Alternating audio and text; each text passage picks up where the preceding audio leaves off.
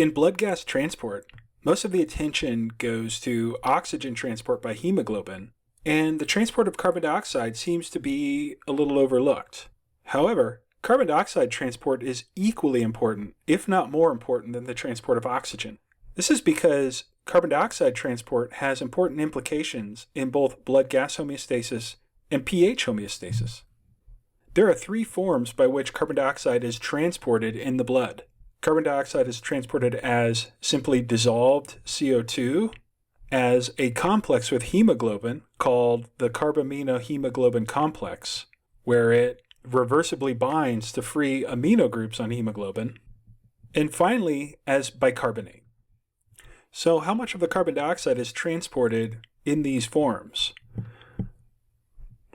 Well, in arterial blood, approximately 5% of all the carbon dioxide transported in the blood is as dissolved CO2. Additionally, only 5% of the carbon dioxide is in the form of the carbaminohemoglobin complex.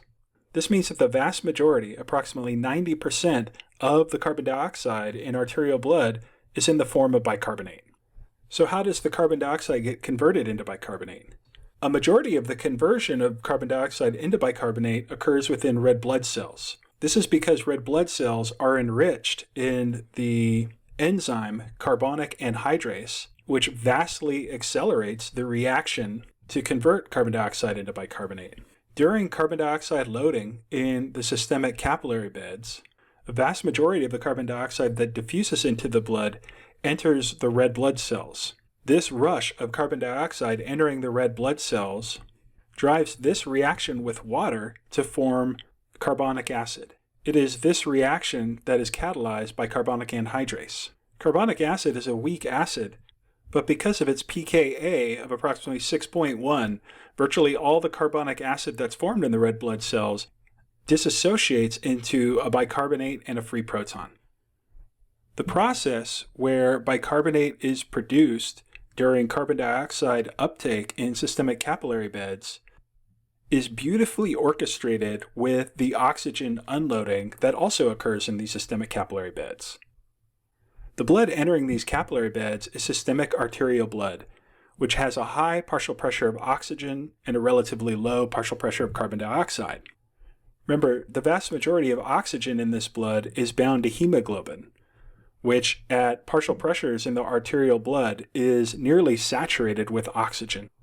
Because of the high percent saturation of hemoglobin in this blood, the majority of hemoglobin entering the systemic capillary bed is held in the R state, which, if you remember, is associated with having a high binding affinity for molecular oxygen, a low binding affinity for carbon dioxide and protons.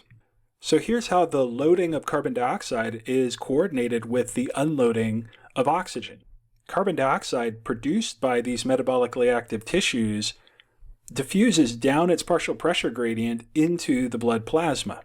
The vast majority of this carbon dioxide makes its way into the red blood cell. Because carbon dioxide is entering the red blood cell, therefore the concentration of dissolved carbon dioxide in the red blood cell is increasing. This drives the reaction with water to form carbonic acid, again catalyzed by carbonic anhydrase. The carbonic acid quickly dissociates into a bicarbonate and the free proton. We'll come back to the bicarbonate in a moment.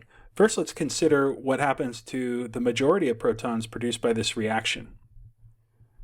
So the hemoglobin in these red blood cells is near completely saturated with molecular oxygen, maintaining the hemoglobin in the R state.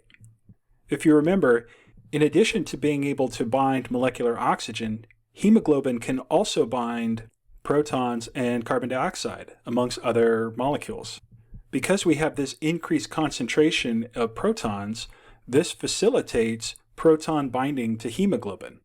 One important feature about proton binding to hemoglobin is that it tends to occur more tightly while hemoglobin is in the T state. This means that as the protons are binding to hemoglobin, it tends to destabilize hemoglobin's occupancy in the R state, causing it to transition to the T state. This is significant because T-state hemoglobin has a low binding affinity for molecular oxygen. So the binding of protons to hemoglobin indirectly displaces the oxygen from hemoglobin, causing it to be released into the cytoplasm of the red blood cell. The accumulation of free molecular oxygen released from hemoglobin in the red blood cell creates a partial pressure gradient that favors oxygen diffusion out of the red blood cell into the plasma and then ultimately into the metabolically active tissues. This partial pressure gradient is enhanced by the fact that these tissues are going to already have a low partial pressure of oxygen or a low oxygen content within those tissues because that oxygen is being consumed by cellular metabolism.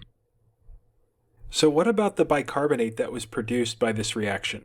If this bicarbonate were allowed to just simply accumulate within the red blood cell, that would slow the overall rate of this equilibrium reaction. This would ultimately limit the amount of CO2 loading that was allowed to occur, which would also have the consequence of slowing down the oxygen unloading. To avoid this issue, as the bicarbonate begins to accumulate in the red blood cell, it is exported into the plasma as an exchange with chloride ion. This exchange occurs via non-electrogenic secondary active transporter. Non-electrogenic meaning it has no net effect on the membrane potential because you're exchanging one anion for the other. And the secondary active transporter entails that this emerging bicarbonate concentration gradient, where you have a higher concentration of bicarbonate inside the cell, lower concentration of bicarbonate outside the cell, supplies the energy for this exchange to occur. Note that because there is significant uptake of chloride into the red blood cells in exchange for this bicarbonate within the systemic capillary beds, this accounts for what's called the chloride shift. This is the basis for the phenomena for why it is that arterial blood has a higher chloride concentration than venous blood, at least considering the plasma concentrations.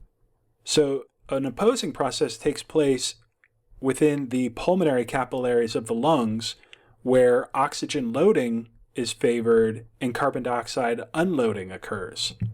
It's a reverse of the process we just outlined. First of all, within the lungs, there's a high partial pressure for oxygen.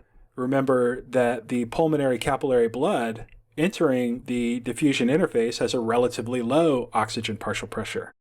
So this partial pressure gradient, it favors the movement of oxygen from the alveolar spaces into the pulmonary blood.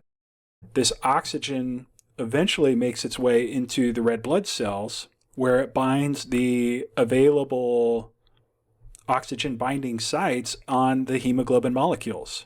The increased saturation of hemoglobin with oxygen tends to stabilize hemoglobin's occupancy in the R state.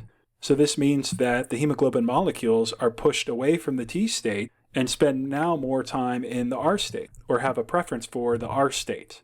Remember that hemoglobin in the T state has a higher binding affinity for the protons that were picked up in the systemic capillary bed.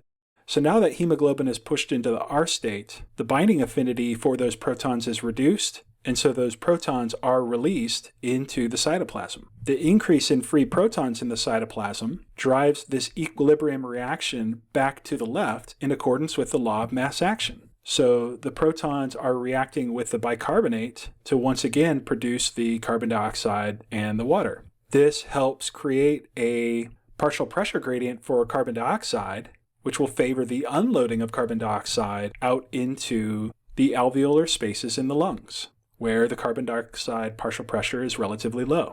This process, where the loading of oxygen facilitates the unloading of carbon dioxide by decreasing the carrying capacity for carbon dioxide in the blood, is called the Haldane effect. Remember that most of the bicarbonate that was produced in the systemic capillary beds is now out in the blood plasma. So what happens to it? Well, as this reaction is proceeding, due to the liberation of those protons, the cytoplasmic concentration of bicarbonate drops. This creates a concentration gradient that favors the influx of bicarbonate back into the red blood cell in exchange for the chloride ion. So the bicarbonate that was out in the blood plasma is brought back into the red blood cell where it reacts with these free protons, producing more carbon dioxide, which then diffuses from the pulmonary blood into the alveolar spaces. So as I said, this is the beautiful dance between oxygen loading and CO2 unloading, or vice versa, depending upon whether we're talking about the pulmonary capillary beds or the systemic capillary beds. One thing worth emphasizing here is the role of hemoglobin in binding the protons liberated by the carbonic acid. This is hugely important for acid-base homeostasis, buffering what would otherwise be a severe challenge to the extracellular pH. This is a topic that I elaborate on further within my series on pH homeostasis.